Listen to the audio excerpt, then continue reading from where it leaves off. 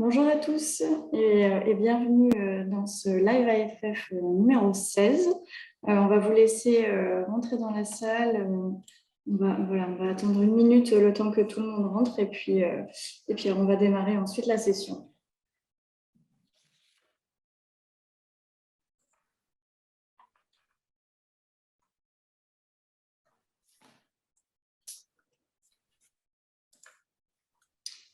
Voilà, on est 67 en ligne.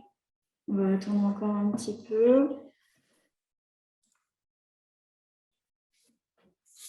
Quand on est à 80, je démarre.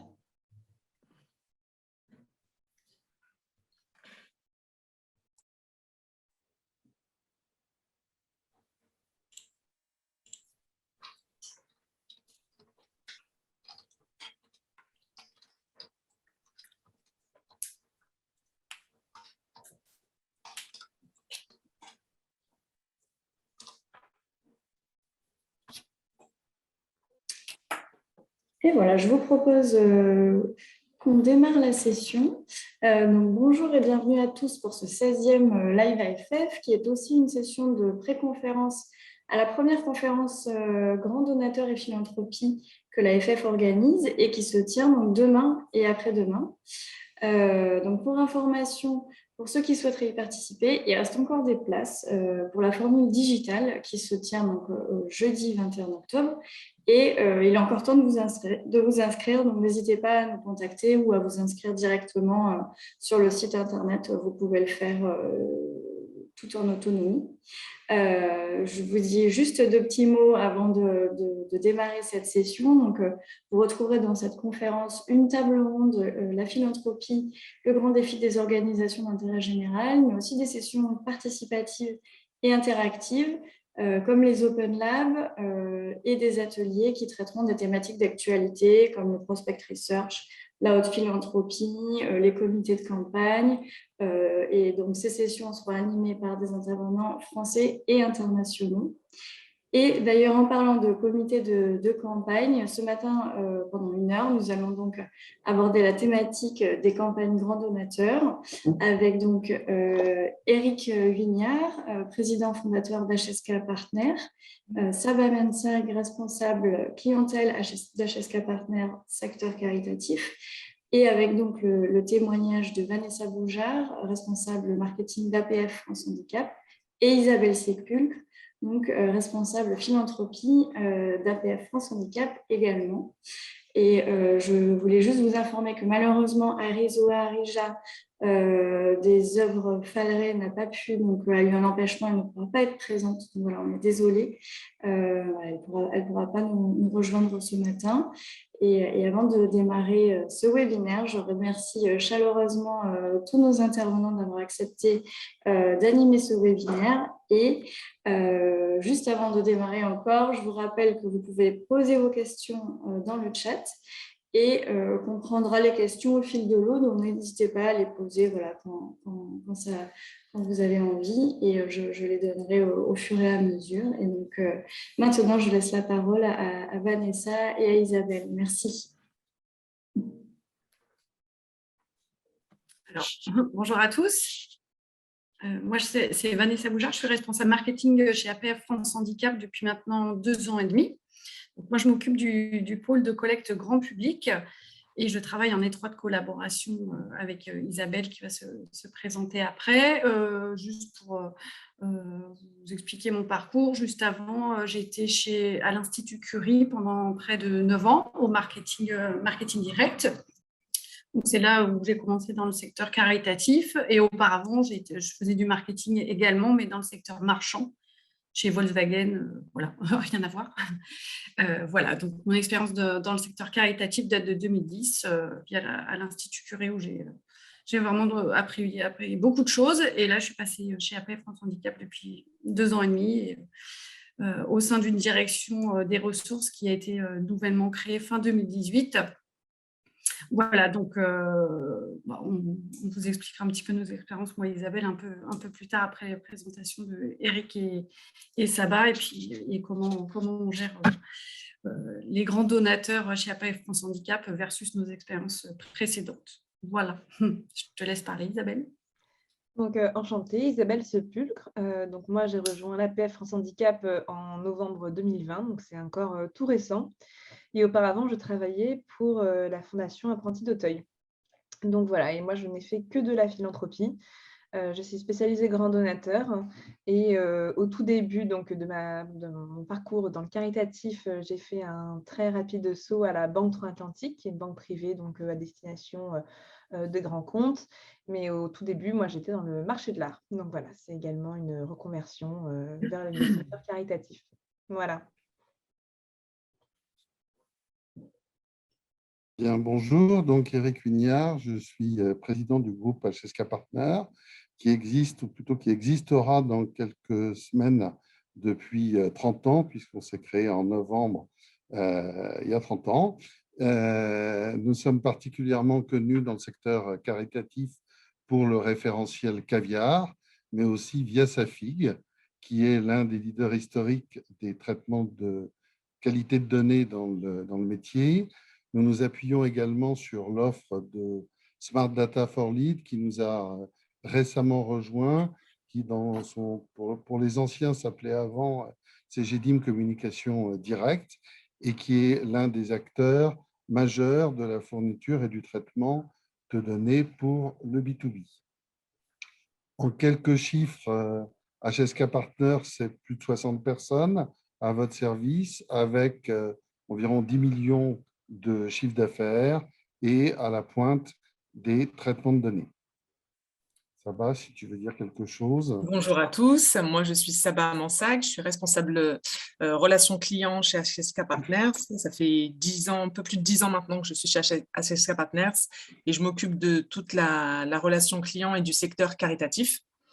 J'en profite d'ailleurs pour vous dire que tout en continuant à vous fournir les agences, via les agences et les brokers, on est vraiment heureux chez HSK Partners d'avoir approfondi une véritable approche directe avec les associations et les fondations. Et c'est vrai que c'est d'ailleurs pour ça qu'on a créé un département spécialisé qui est le département Caridata, sur lequel on pourra revenir tout à l'heure. Et c'est très agréable de pouvoir travailler, et ça on s'en rend compte de plus en plus, de pouvoir travailler avec des personnes qui sortent justement de l'univers marchand. Et je pense que Vanessa, elle en sait quelque chose. Voilà. Alors, excusez-moi, voilà, on va commencer par un premier élément qui est le marché de l'IFI et des grands donateurs.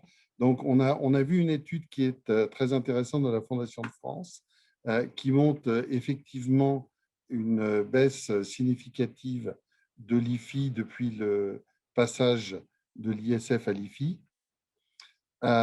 puisque on est passé de 27 000, enfin plus exactement de 51 000 donateurs à 27 000 et de 267 millions de collectes à 154 millions.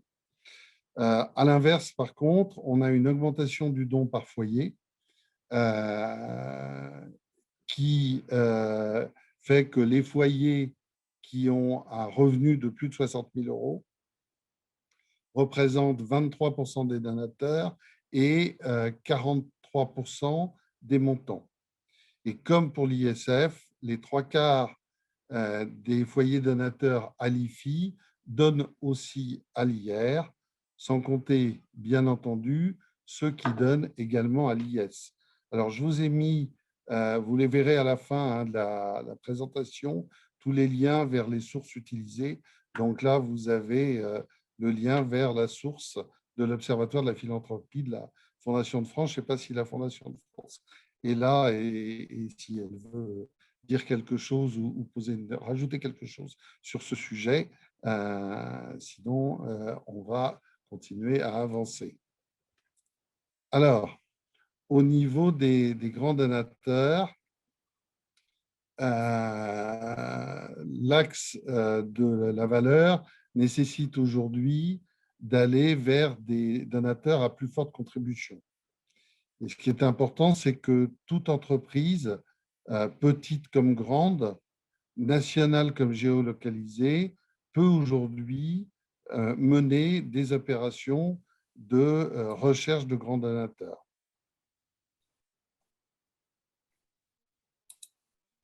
Alors, les grands donateurs, on aurait d'ailleurs pu commencer par là. En fait, on s'aperçoit assez rapidement que selon les associations, il y a des variations significatives, puisque pour certains, un grand donateur, il commence à 150 € et pour d'autres, il va commencer à des centaines, voire des millions d'euros. Alors, Vanessa, peut-être que tu pourrais nous dire, chez vous, à l'APF, qu'est-ce qu'un grand dos? Quelle est la différence entre middle, grand dos et très grand dos?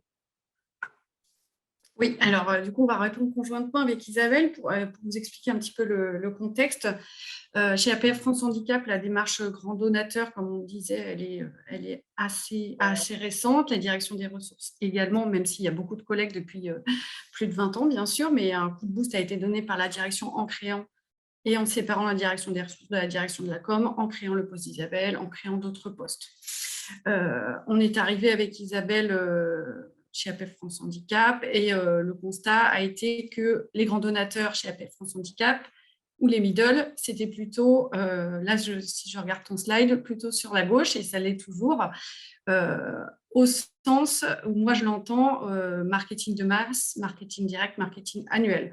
Donc nous, c'est plutôt entre 150 et 1 000 € constituent les grands donateurs chez APF France Handicap. Donc ça, je le répète, c'est dans cette situation où la démarche grand donateur commence. On n'a pas, jusqu'ici, on avait peu parlé aux donateurs de cette possibilité de faire des grands dons sur des projets avec un impact, des projets ficelés, engageants. Et c'est cette démarche qu'on met en place depuis quelques années. Et voilà, donc pour ce qui est du contexte marketing direct marketing de masse, one to many, on est entre 150 et 1 000 €. Par contre, on a une autre notion des grands donateurs qui est plus du côté d'Isabelle, que je laisse compléter pour le coup. Oui, donc comme l'a dit Vanessa, nous, on est dans une démarche vraiment naissante.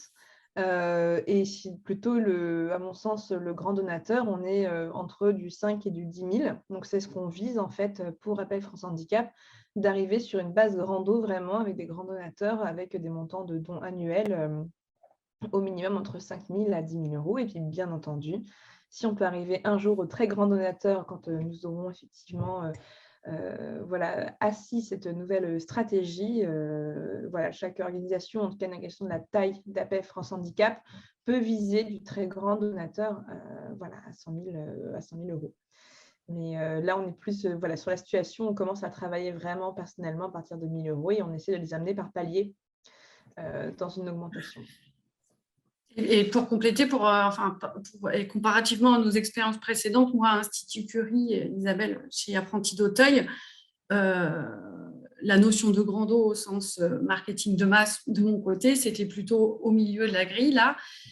Donc, rien à voir avec ce que je connais actuellement. Pourtant, deux grosses associations également, mais il y a plein d'autres paramètres qui entrent en jeu, bien sûr, dont l'historique et le début de la démarche grand donateur qui datait de bien plus d'années. Je pense qu'Isabelle, c'était à peu près le même constat, voire encore plus haut au niveau de la grille.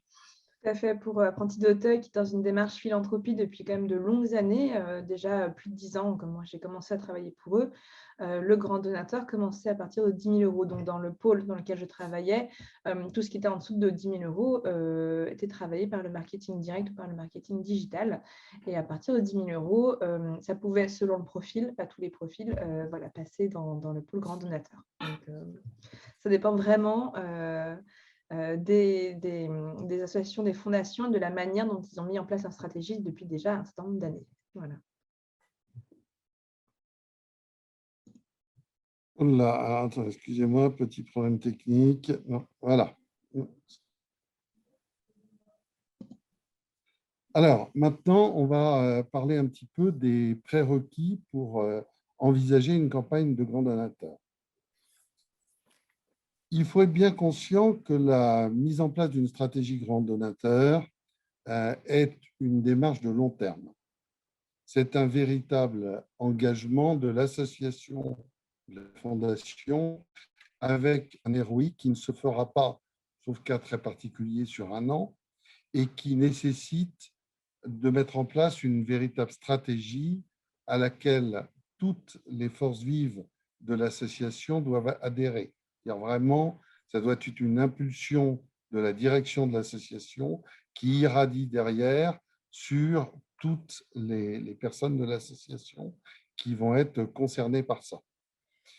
Il faut également accepter d'avoir un ROI sur plusieurs années, encore plus d'ailleurs pour la prospection, car elle va nécessiter et engendrer des coûts supplémentaires, et en prenant en compte que si vous ne prospectez pas, cela semble difficile, pour ne pas dire impossible, de développer une stratégie grand donateur. Puis, n'oublions pas qu'une association qui ne prospecte pas est une association qui ne se renouvelle pas, qui s'épuise et qui a malheureusement de grandes chances de finir par mourir. Alors, au niveau des moyens, c'est sûr qu'il faut se fixer un budget réaliste.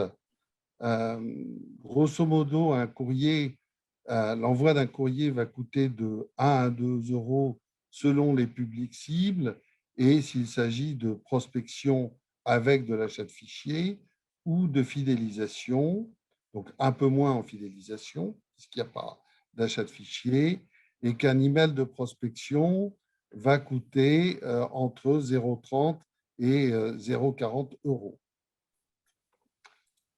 L'autre point, c'est qu'il faut mobiliser son réseau interne et donc les connaissances, les écoles et les parrains. Et ça, on peut avoir des contacts qui viennent vraiment de tous les membres de l'association, mais également de son réseau. Et puis, autre point important qui est de regarder dans son fichier s'il n'y a pas de gens connus. Globalement, je dirais qu'il faut adapter votre démarche à votre organisation et que donc chacun peut mettre à son niveau une politique grand donateur. Alors, le sixième point pour nous, c'est l'approche en 3C. 3C, ça veut dire une capacité à donner, c'est-à-dire à trouver les donateurs cibles, une capacité à créer le lien avec les copains, les amis, les réseaux, la base de donateurs, les fichiers de prospection, et puis une capacité à motiver les équipes internes. Et justement, à ce sujet, je pense qu'il serait intéressant d'avoir le témoignage d'Isabelle pour voir comment elle a pu mobiliser les équipes internes à l'APF sur le développement de la politique Grand Eau, et si oui, comment.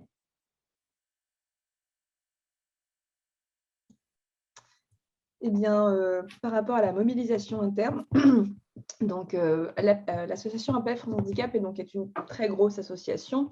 Donc nous sommes présents à Paris, bien sûr, avec le siège, mais également ensuite en région. Et cette année a été un peu plus compliquée puisque, bien entendu, dans un contexte de pandémie, nous n'avons pas pu nous réunir, nous tous ensemble, avec les chefs de projet ressources en région aussi souvent que nous l'aurions souhaité. Et donc, la mobilisation interne, en fait, se fait sur 3 temps. Il y a bien sûr la mobilisation de la direction générale, avec une implication qui doit être forte de la part du directeur et du président ou de la présidente. En l'occurrence, donc à l'association APF France Handicap, nous sommes une association de 455 établissements, on est plus de 15 000 salariés, et donc forcément cette orientation que doit prendre la direction générale est un peu plus dure à mettre en place, puisque bien sûr la collecte de fonds privés n'est pas forcément une urgence ou une priorité quand on a une association aussi énorme que celle-ci à gérer. Donc ça, c'est bien sûr sur du très long terme. la mobilisation également du bureau de l'association. Ensuite, en interne, donc nous, comme l'a dit Vanessa, le pôle digital, enfin plutôt communication et le pôle ressources est séparé. Donc, pour la première fois cette année, nous avons travaillé ensemble pour l'IFI pour lancer en même temps en communication et nous, dans les directions des ressources, une campagne conjointe avec également le lancement d'un mini-site internet en plus de la campagne mailing que Vanessa a dirigée. Et enfin, du coup, c'est l'animation aussi donc, de toutes les personnes en région qui travaillent pour l'association. Et ça, c'est toujours, encore une fois, comme pour toute la démarche, en fait, dans un temps long, puisque là, on va aborder bientôt, nous, les questions de l'événementiel. Et puis ensuite, on espère peut-être voilà, les relais des campagnes qui sont lancées nationales, qu'on puisse décliner d'un point de vue enfin, au régional.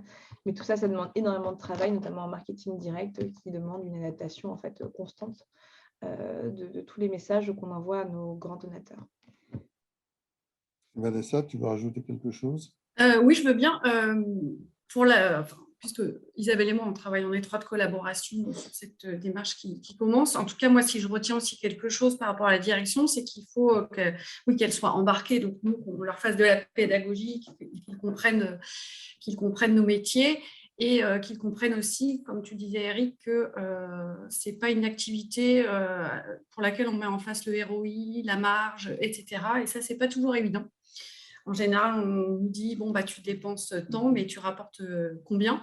Et là, c'est typiquement le genre d'activité sur laquelle moi, je ne regarde pas ça. Je regarde le nombre de personnes qu'on va aller chercher, même si ça se compte sur les doigts de la main ou par dizaines quand c'est des démarches un peu plus larges.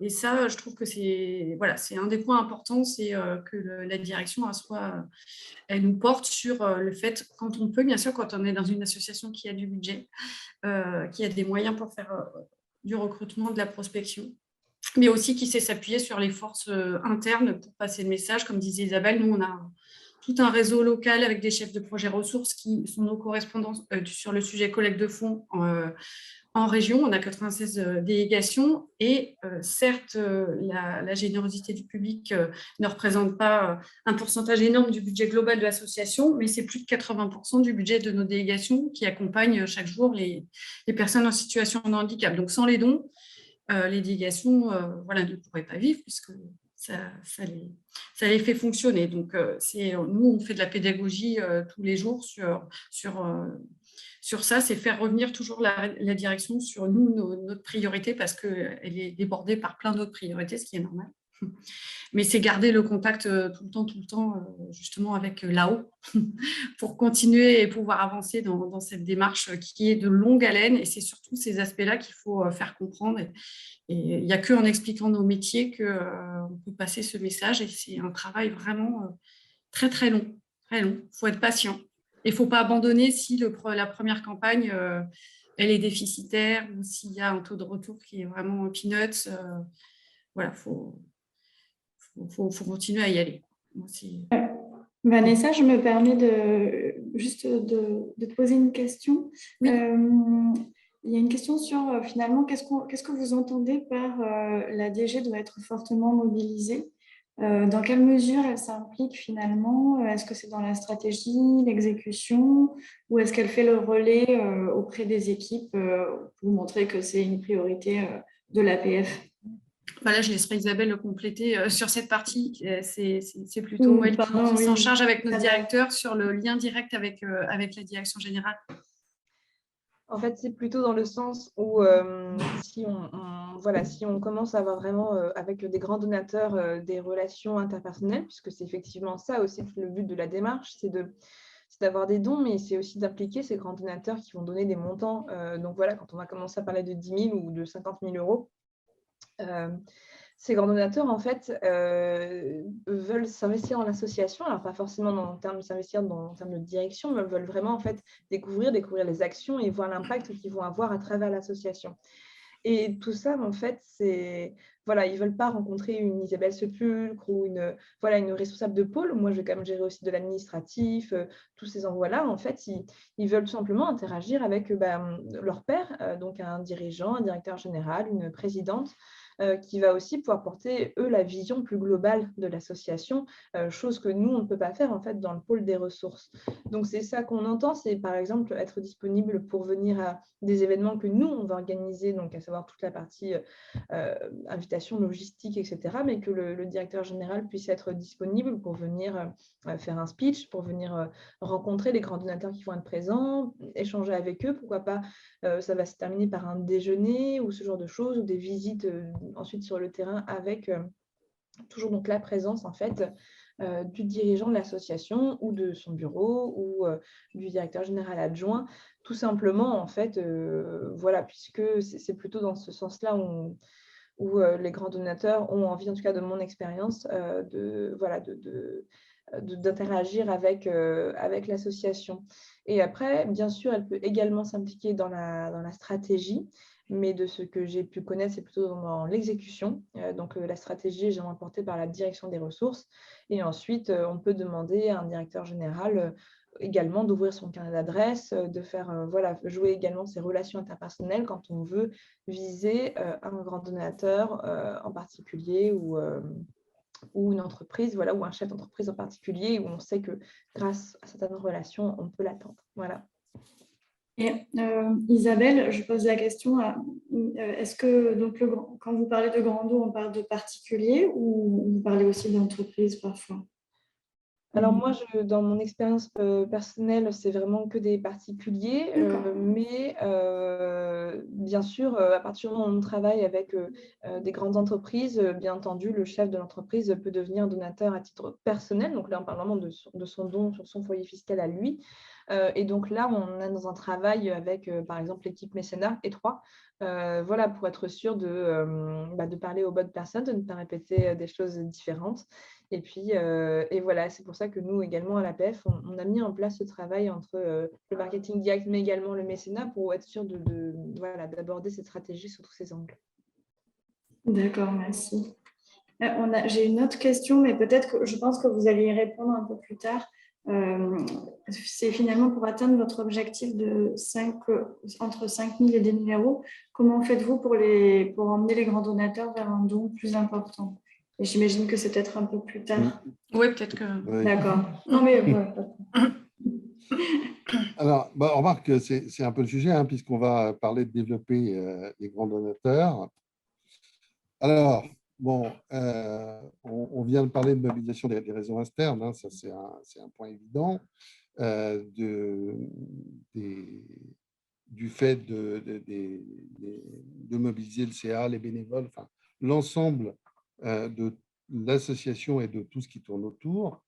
Mais il y a un autre point qui est important, effectivement, c'est que dans les bases de données, aujourd'hui, il y a des pépites insoupçonnées.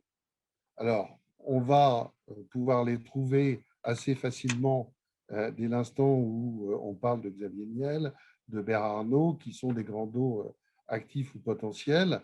Là, on n'a pas trop de problème à les identifier, avec quand même un risque, et on l'a vu à quelques occasions, c'est qu'il y a des Xavier Niel ou des Bernard Arnault qui, même s'ils sont sur une adresse qu'on pourrait identifiés comme appartenant à un quartier chic, en fait, ce sont des homonymes et donc on risque de tomber là complètement à côté.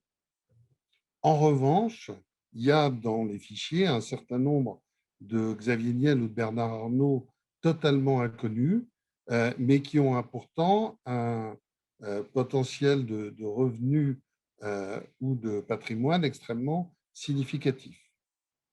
Alors, par exemple, il va s'agir des personnes qui, depuis des années, sont à la tête de PME, de grosses PME.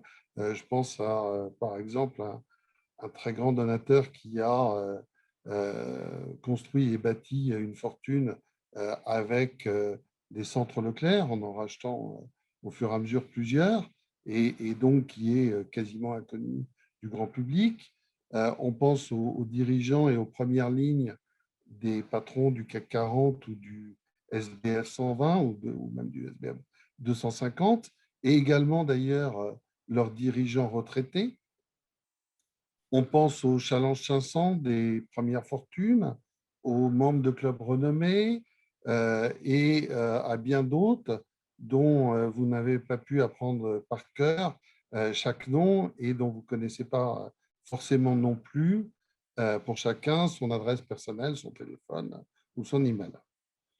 Donc, pour les identifier, il va falloir passer par une étape de score de votre base de données de donateurs ou les faire stopper avec un référentiel de données avéré pour avoir un niveau de véracité plus fort. Pour autant, ce n'est pas toujours un absolu. On a vu qu'il y a quelques jours ou semaines, non, quelques jours, je crois, le patron de Facebook vient de perdre 5 milliards d'euros en quelques heures. Quant à ce pauvre Donald Trump, il est sorti du top 400 des milliardaires US. Bon, toute blague mise à part, il existe aussi, et ça c'est un élément qui est imprévisible et extrêmement difficile à appréhender, les accidents de la vie qui font qu'une personne qui avait des potentiels de dons extrêmement importants peut, du jour au lendemain, ne plus les avoir. Puis pour moi, il y a quelque chose qu'on oublie souvent, c'est les dirigeants d'entreprise qui peuvent être, alors Isabelle en a parlé tout à l'heure, des grands donateurs au titre de l'IS, ça on le connaît assez bien au niveau du mécénat. Par contre, on le connaît moins au niveau des entreprises individuelles qui sont soumises à l'IR. Or, alors c'est un peu juridique compliqué, mais comme pour les entreprises à l'IS, le chiffre d'affaires des professions libérales, des artisans et des commerçants peut être pris en compte pour le calcul de la réduction d'impôt. Il est alors de 60% comme pour l'IS, du montant du don, dans la limite ou de 20 000 euros ou de 0,5% du chiffre d'affaires. Et même en cas de dépassement, d'ailleurs, ça peut être étalé, enfin reporté sur les exercices suivants. Donc là, en fait, ça veut dire quoi? Ça veut dire qu'une profession libérale va avoir une capacité à donner sur donc, son imposition professionnelle et non pas sur son imposition personnelle, sur lequel elle aura déjà payé l'impôt, l'impôt à titre personnel. Donc là, elle va le faire avant, sur son imposition professionnelle, et en pouvant aller jusqu'à 20 000 euros et ou 0,5% du chiffre d'affaires. Donc là, j'ai vu, moi, un site qui m'a paru important, qui est le site infodon.fr, qui est très bien fait et qui vous donne plus d'informations à ce sujet. Et il est évident aussi que ça, je pense qu'il y a aujourd'hui beaucoup de professions libérales, d'artisans, de commerçants qui ne sont pas au courant de ça. Et donc, si vous ciblez ces personnes-là, à leur adresse personnelle comme à leur adresse professionnelle, puisqu'on peut cibler des deux façons. Moi, je suis quand même plus toujours pour l'adresse personnelle quand on peut le faire, parce qu'au moins, on est sûr que ça arrive ou que ce n'est pas perdu au milieu du courrier professionnel avec les factures et tout un tas de choses que reçoivent en nombre les professionnels. Je pense qu'il faut les informer de ce point, quitte à faire pour cela, à rajouter quelque chose de spécifique dans l'enveloppe ou à modifier donc, le message par rapport à cet élément. Alors, pour la prospection grand eau, c'est souvent compliqué. D'abord, on voit que les associations échangent facilement leurs fichiers d'une manière générale. Par contre, dès l'instant où il s'agit d'échanger le fichier grand dos, là, il y a beaucoup plus de réticences qui apparaissent. D'autre part, il existe très peu de fichiers CSP++ voire CSP++, voire très riche, surtout pour les personnes physiques, parce que sur les personnes morales, on peut à la limite prendre la liste de très grandes entreprises. Mais quand on écrit à une adresse professionnelle, je l'ai dit pour les artisans commerçants et les professions libérales tout à l'heure, ça va être d'une autre façon au niveau des dirigeants de grandes entreprises à leur adresse professionnelle, parce que là, il y a des risques que le courrier ne leur arrive jamais, du fait notamment des barrages secrétariat, voire des instructions qui peuvent être données au niveau du service courrier. Alors, dans les fichiers de CSP+, on peut facilement cibler l'âge, le fait qu'il soit déjà donateur et rechercher des critères en rapport avec la cause et le message. Par exemple, on peut prendre ceux qui vont avoir une sensibilité aux avancées sur la recherche, parce qu'ils sont abonnés à des magazines scientifiques ou parce qu'ils sont ingénieurs. On peut avoir ceux qui ont une sensibilité à la cause animale, car ils sont lecteurs de presse animale ou qu'ils ont des animaux domestiques, des animaux à domicile.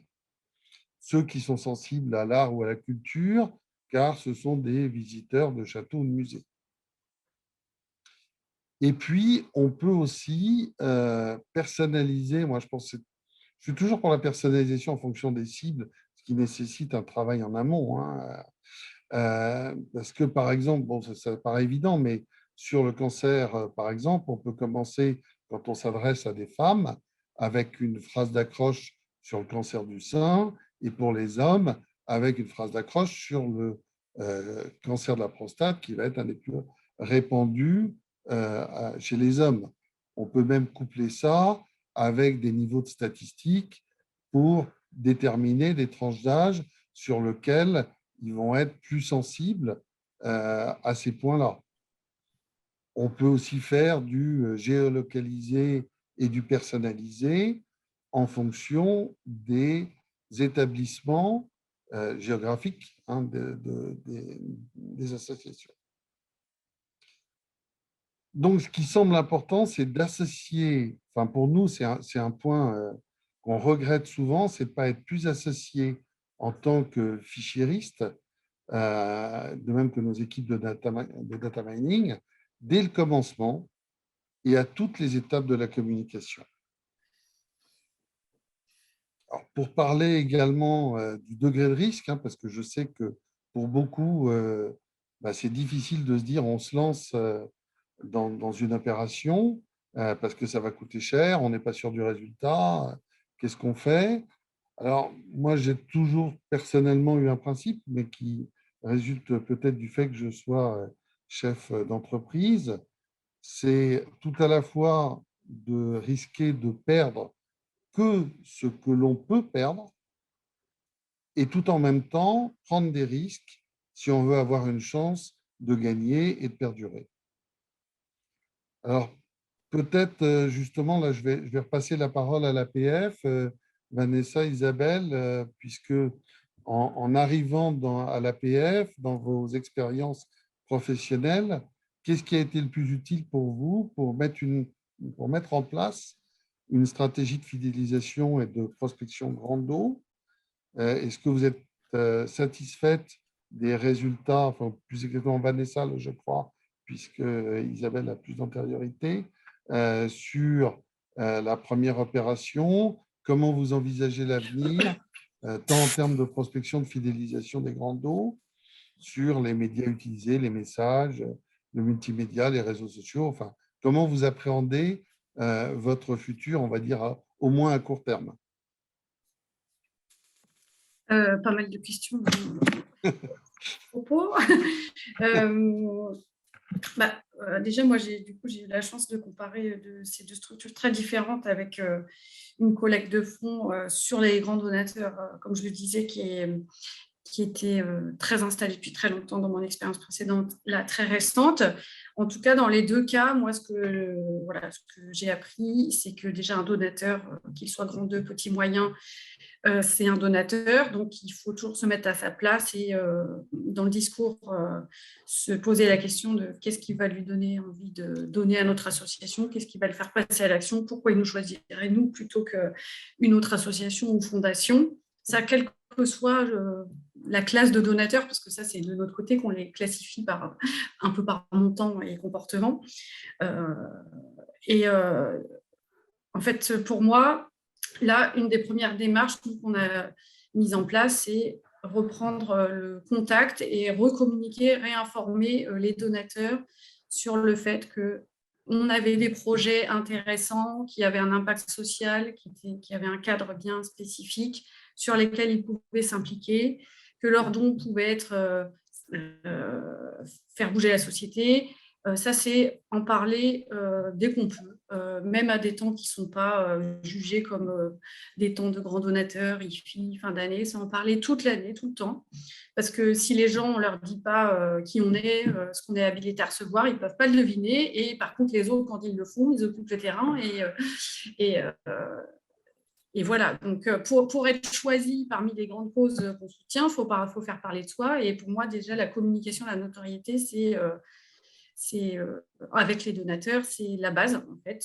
La base, et utiliser tous les outils dont on dispose envers les donateurs pour parler régulièrement de nos projets, du fait qu'il y a des grands donateurs qui nous soutiennent pour donner l'exemple, pour donner envie, ou pour que la personne se dise, bah tiens, ah bah oui, c'est vrai, je peux aussi donner à APF France Handicap, il y a des beaux projets, etc. Et donc, pour moi, la communication, mettre le donateur au centre, c'est très, très important. Donc là, c'est ce qu'on a mis en place petit à petit sur tous les supports, que ce soit marketing de masse, digitaux, Isabelle sur d'autres supports. Sur parler, comme le disait Eric, systématiquement de la défiscalisation dans le cadre de l'IR, de l'IFI, mais aussi de l'impôt sur les sociétés. Ça, de plus en plus, parler de tous ces cadres de défiscalisation dès qu'on le peut, sans se mettre de barrière. Voilà, pour moi, il faut faire large au début pour faire savoir qu'on peut recevoir ce type de grands dons et que les gens s'engagent auprès de nous, qu'ils aient confiance en nous, etc. Du coup, là, ce qu'on fait, c'est qu'on entame la relation avec eux. Parce que c'est une démarche de très très longue haleine et les gens ne vont pas choisir de donner 100 000 € d'un coup à APF France Handicap comme ça. Donc, il faut qu'ils commencent à nous connaître, qu'on leur parle, qu'on leur propose de venir nous voir, nous rencontrer. Et là, ils vont peut-être décider de choisir notre cause et notre association.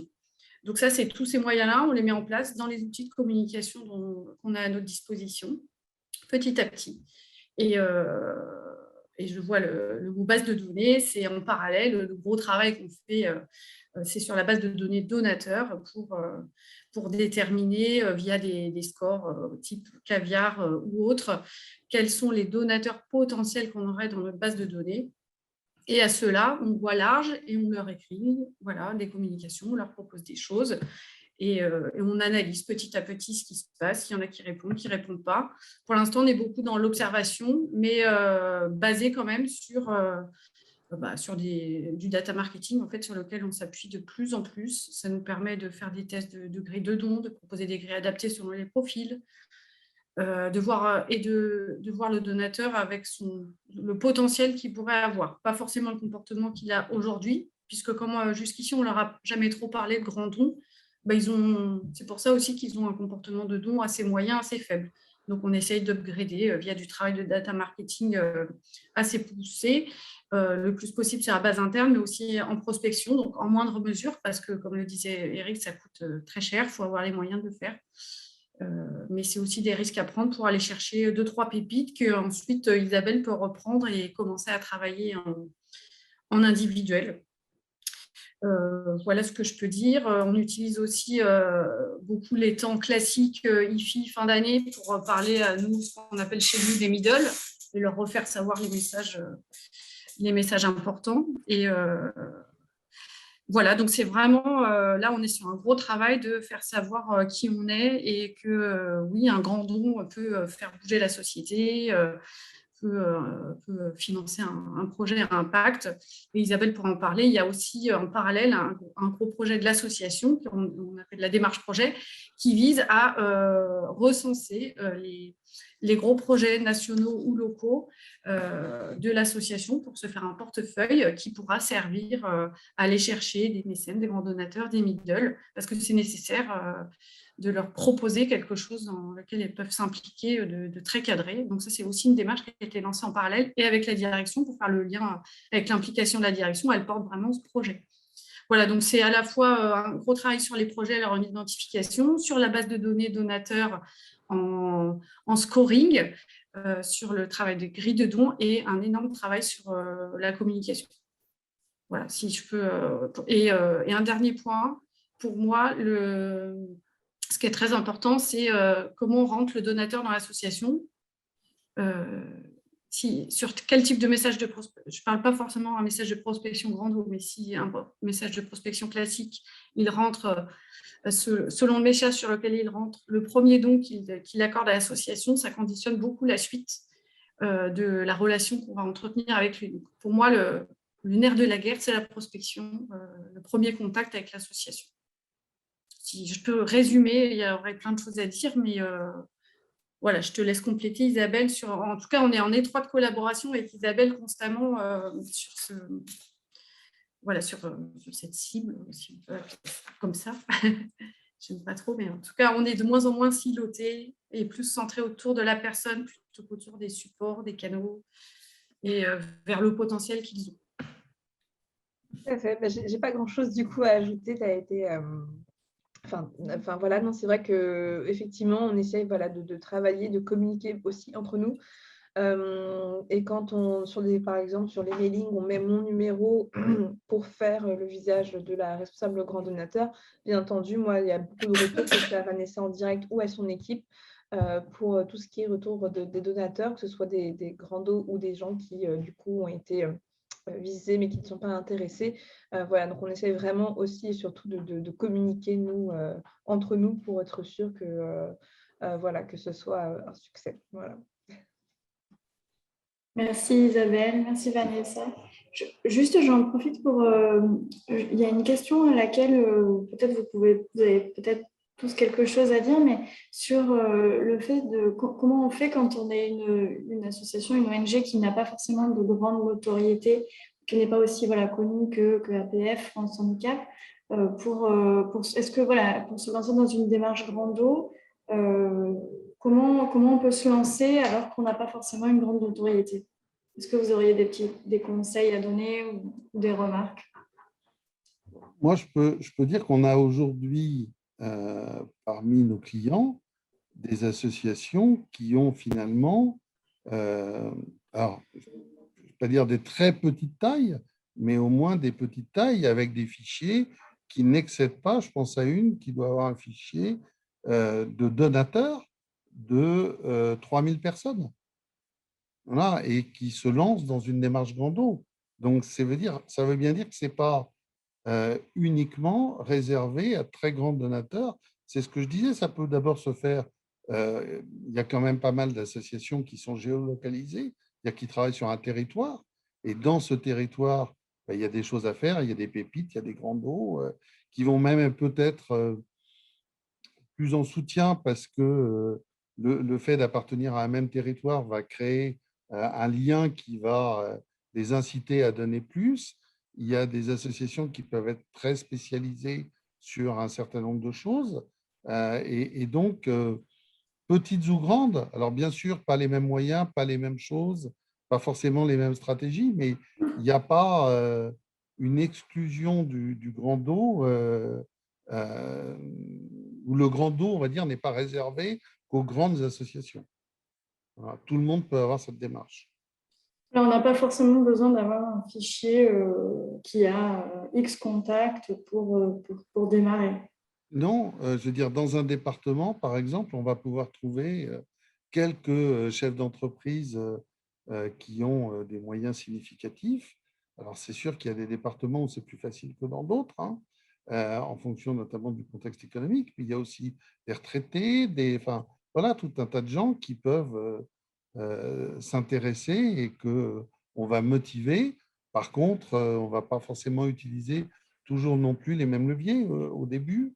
Mais de toute façon, je veux dire, il faut y aller parce que c'est quand même avec les grands donateurs, on le revoyait tout à l'heure sur l'étude de la Fondation de France, alors ce pas des très grands donateurs, mais quand on parlait 60 000 € de revenus égale 43% des dons, enfin les gens qui ont plus de 60 000 € de revenus représentent 43% des dons, ça veut dire que c'est quand même des publics cibles et c'est les publics qui font le futur et d'autant en ce moment avec les difficultés qui sont liées ou qui, pour malheureusement beaucoup de personnes, du fait du Covid.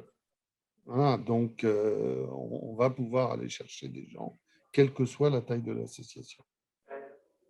Merci, Eric. D'ailleurs, c'est peut-être un lien vers ça, c'est les conseils pour aller chercher des grands donateurs. C'est que le point fort, c'est une association sincère et engagée qui va faire le don. Donc, engagée dans son territoire, engagée dans sa cause, engagée vis-à-vis de son univers. Ce n'est pas forcément la défiscalisation. La défiscalisation, elle va venir après. Voilà, donc, si on veut aller recruter des personnes aisées, bien sûr, il faut leur parler de l'avantage fiscal parce que c'est un accélérateur assez fort, mais ce n'est pas le point premier. Et de la même façon, d'ailleurs, moi, j'ai vu, et je me rappelle de crash qu'il y a pu y avoir même avec des personnes à qui on a sous-entendu qu'elles étaient des grands donateurs, qu'elles étaient, à l'époque, ça devait même être à l'ISF et pas encore à l'IFI, où ils se sont demandé comment on a eu l'info, si on fait partie du fisc, de la CIA, et elles pensent à ça au lieu de penser à donner après. Donc, je pense que là-dessus aussi, il y a un point important dans l'écriture du message.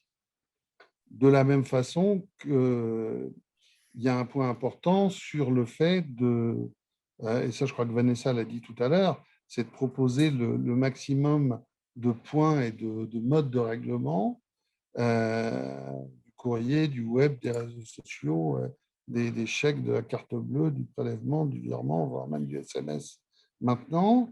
Et d'ailleurs aussi en tenir compte dans l'analyse des résultats, parce qu'on s'aperçoit qu'on peut avoir un grand donateur à qui on va avoir envoyé un courrier et qui va avoir derrière fait un don au travers du site internet de l'association. Donc là aussi, il n'y a pas forcément toujours une relation directe entre le message qu'on va envoyer et la façon dont le don va être, enfin, les modalités de récolte du don. Donc ça aussi, c'est un élément qu'il faut prendre en compte. Un autre point pour nous qui est important, c'est que les bases de données soient à jour et aux normes. Déjà, il vaut mieux éviter d'envoyer, c'est de la logique de base, hein, mais d'envoyer 2 fois le même don à la même personne. Donc, éviter de perdre de l'argent en envoyant des courriers ou des emails à des personnes qui ne sont plus à l'adresse ou ont changé d'email. Et puis, toujours, parce que ça, il y a un risque là-dessus, c'est le fait que les données soient en conformité avec la CNIL, tant dans les messages que vous envoyez, parce que si vraiment, par exemple, un grand donateur, c'est encore plus important, se voit énervé par le fait qu'on a recueilli son adresse ou autre, il va avoir éventuellement un point dans ses réseaux qui va augmenter en fait le risque de mauvaise image. Et donc, il ne faut surtout pas omettre la conformité, ni omettre d'ailleurs à ce niveau-là de faire repartir les durées de conservation dès l'instant où il y a un contact interactif avec vos donateurs ou vos prospects en saisissant la date dans la base.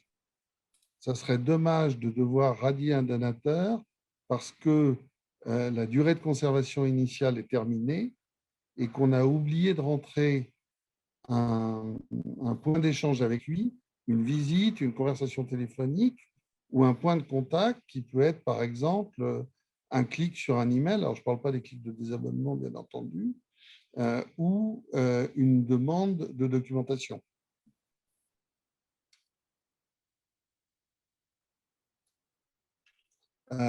Autre point, travailler en cohérence. Alors, Vanessa et Isabelle l'ont un peu dit tout à l'heure, au sein de l'organisation et selon les temps des médias éventuels.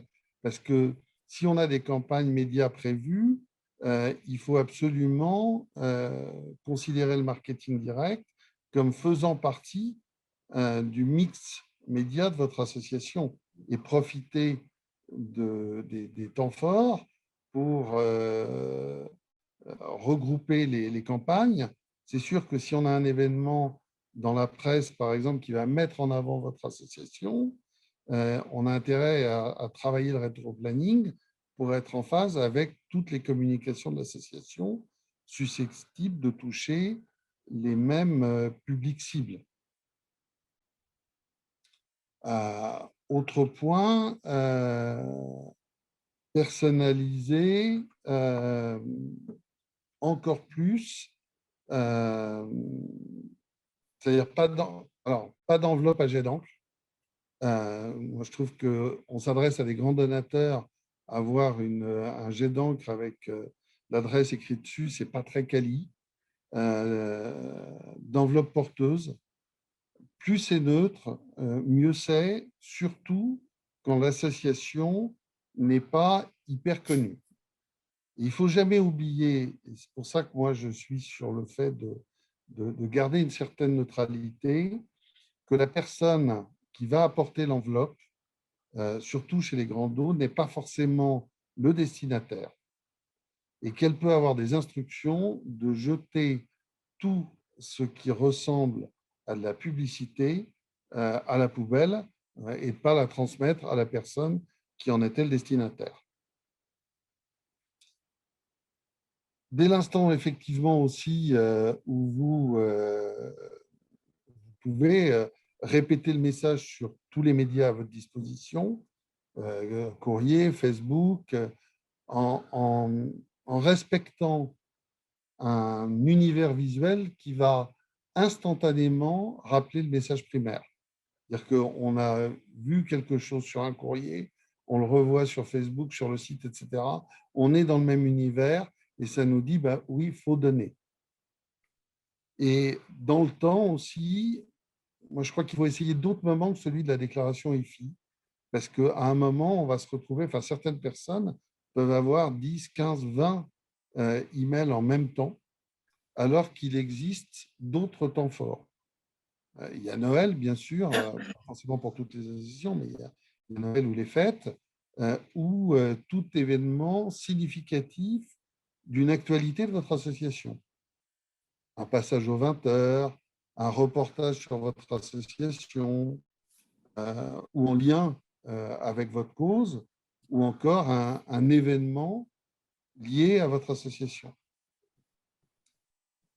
Autre point, ça vient, c'est encore un petit peu là, ce que je disais tout à l'heure, ou ce que disait Vanessa d'ailleurs, c'est qu'il faut répéter, répéter, répéter. Un grand donateur, ça demande du temps avant de faire un don important.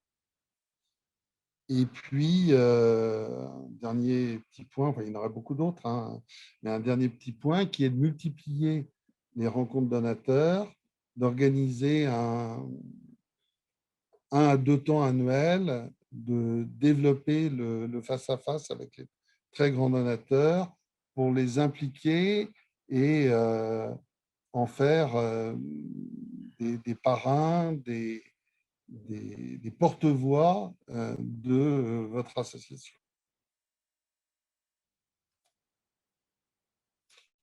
Alors, là aussi, hein, il y a beaucoup de choses, mais quelques exemples d'opérations et de stratégies qui, selon nous, attirent les grands donateurs.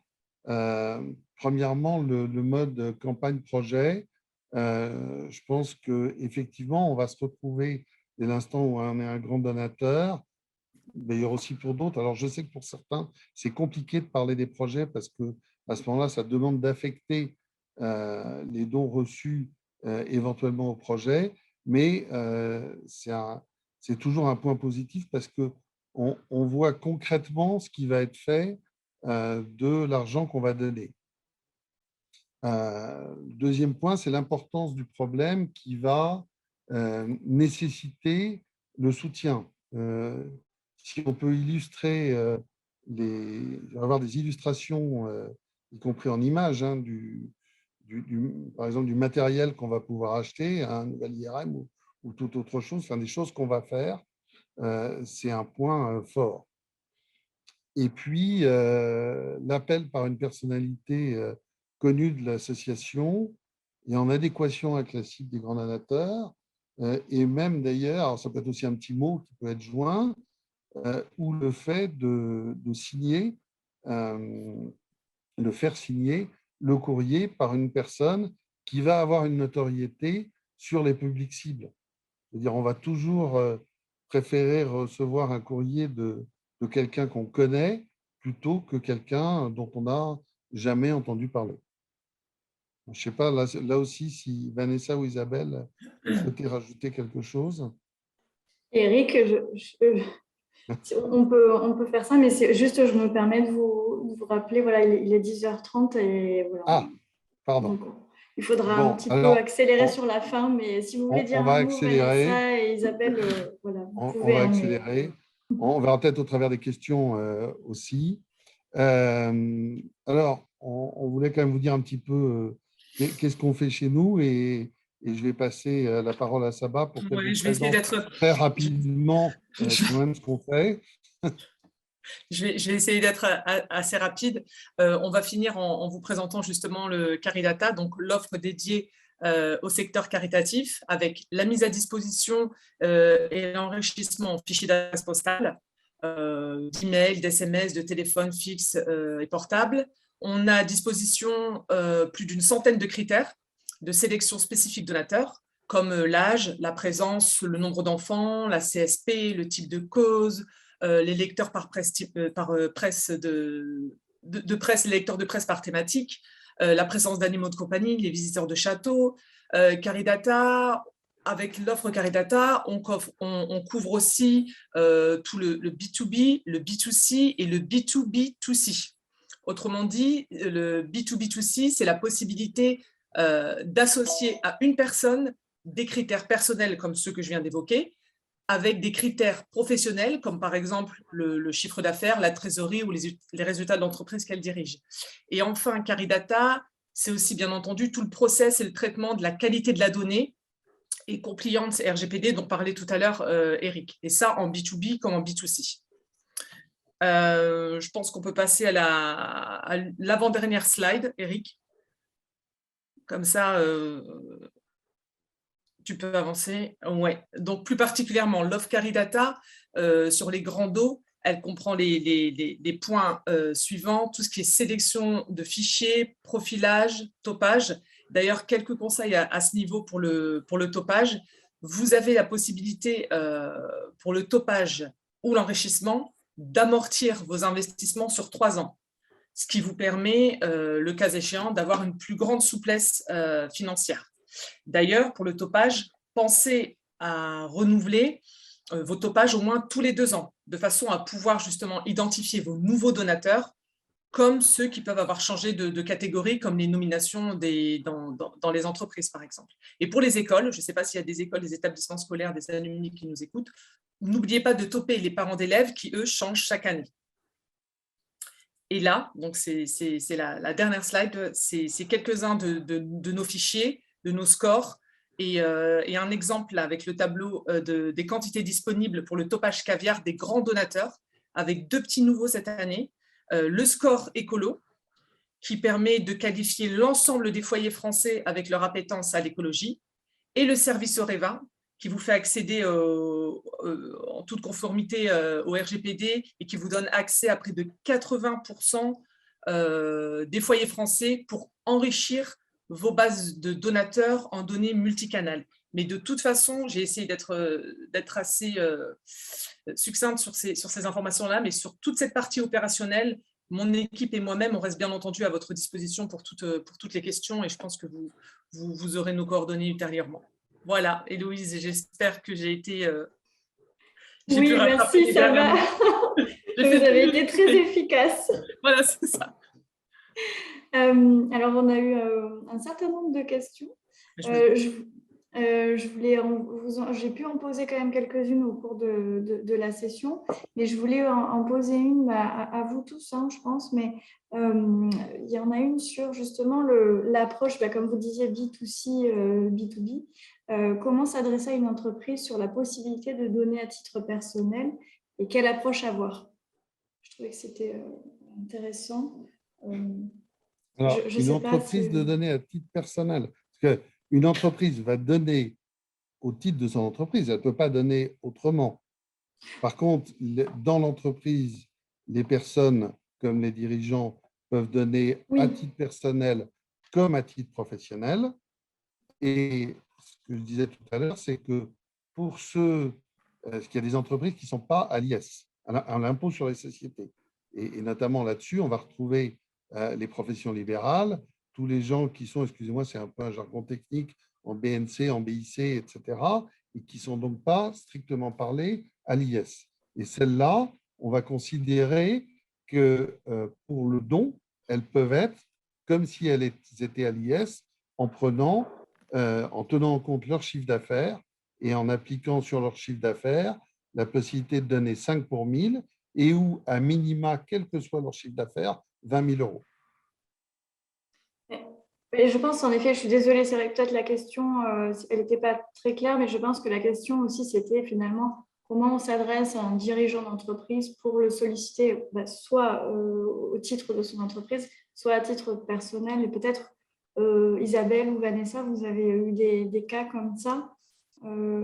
Déjà, nous, comme je disais tout à l'heure, on parle dans la majeure partie de tous nos supports des différents cadres de défiscalisation. Une personne, c'est une personne, qu'elle soit chef d'entreprise ou particulier, elle pourra se dire, tiens, oui, je peux défiscaliser dans le cadre de l'IS, dans le cadre de mon entreprise, ou aussi à titre personnel.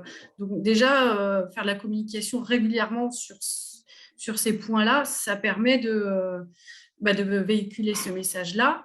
Et ensuite, si on fait des messages dédiés à une cible B2B, c'est de leur dire qu'ils peuvent s'engager dans le cadre de l'IS et s'ils ne sont pas soumis à cet impôt, qu'ils peuvent, à titre personnel, choisir aussi notre association. Je pense que tout est dans la communication et après le travail de fichier en parallèle. En tout cas, nous, à mon niveau, c'est comme ça qu'on fait. Et puis, Isabelle, elle peut compléter en one-to-one, c'est peut-être plus facile à l'oral de l'expliquer. C'est ça, et c'est surtout effectivement si l'entreprise est embarquée et qu'elle voit que ça mobilise ses collaborateurs, voilà, le chef d'entreprise peut y venir, ou alors c'est même le chef d'entreprise qui peut impulser au sein de son entreprise le soutien à une association, à une fondation par la cause et les projets. Mais là, vraiment, c'est sur le discours, les projets et l'impact qu'on a dans la société et ce qu'on fait, quoi, tout simplement. Et puis, c'est aussi pour une entreprise qui donnerait la possibilité, alors en fonction du programme qui est mis en place par l'association, la possibilité de mobiliser l'ensemble de ses collaborateurs, l'ensemble de ses clients, fournisseurs, par exemple en imposant un logo sur leur papier en tête, sur leur communication, sur leur site internet, de faire parler régulièrement, on le voit notamment alors plus dans le cas du mécénat sportif, et je pense traverser à la voile où on voit tous les gens pouvoir suivre dans l'entreprise ce qui se passe avec leur bateau, où est-ce qu'il est, qu'est-ce qu'il en est, avoir les communications. Enfin, voilà, mais là, on sort un peu du grand donateur pour aller vers les dons aux entreprises et comment on peut animer les dons d'une entreprise. Merci. C'est un autre grand sujet. Peut-être qu'on va... Alors, il est bientôt 40, mais on peut peut-être prendre une dernière question.